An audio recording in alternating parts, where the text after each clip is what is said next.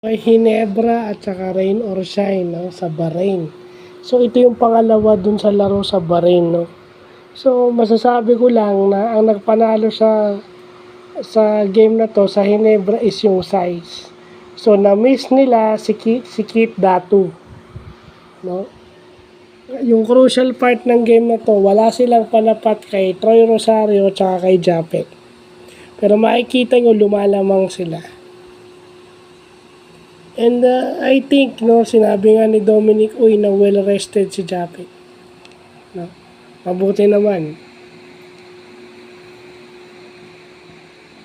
And yun na nga, di ba? RJ and Scotty, no? Si RJ na yung point guard, tapos si Scotty na yung off guard, or sometimes si RJ na yung point guard, yung off guard, si Scotty na yung point guard. So, interchangeable yun. Pero, yun na lang ba yung kombinasyon ng Ginebra?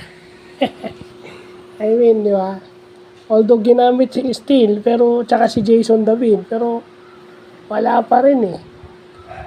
This game shows yung ano eh, no?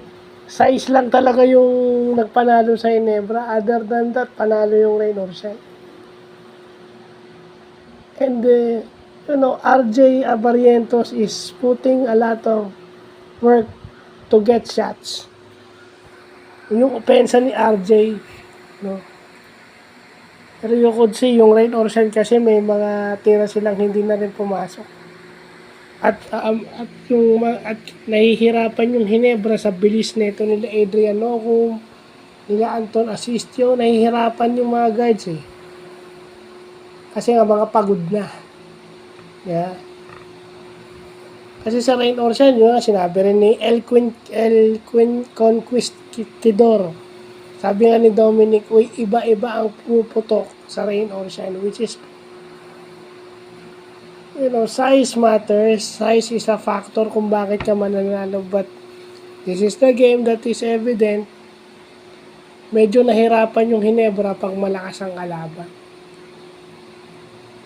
Kasi kita mo yung ginagamit na player. Sobrang konti. Although nagko-contribute yung ipapasok, but still, it's not enough. This game shows that.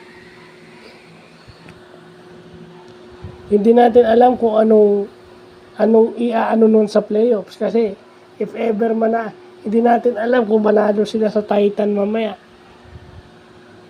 Especially yung parang makina na parang walang kapaguran na si Calvin Abueva ang katapat mo.